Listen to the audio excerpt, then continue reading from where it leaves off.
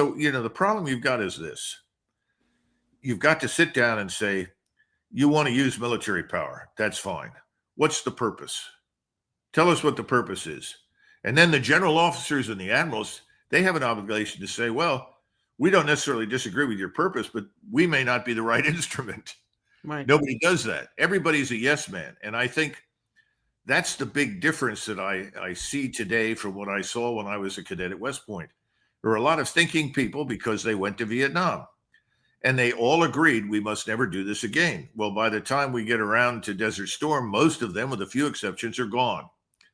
And then the people that go through Desert Storm who are shocked because of how brilliantly the Army performed, which was a very different Army from the one that was in Vietnam, they said, well, that's fine. Let's go home now.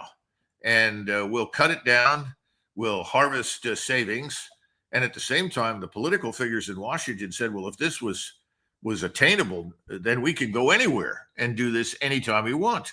And if you stood up and said, as I did, I didn't think it was a good idea for us to become involved in the Balkans. And I made that very clear. And I was told, well, that's interesting, but shut up and color because we're going into the Balkans.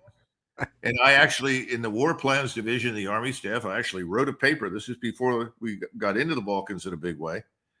And this was in 94, in the fall of 94. And I wrote this paper that said the Balkans is an area of strategic importance and interest to Russia, not us. They have a long history there. We don't. The Turks have an interest there. We don't. Perhaps the Austrians and the Germans may have an interest. We don't. Therefore, we should not involve ourselves. And this is a matter for Europeans to sort through.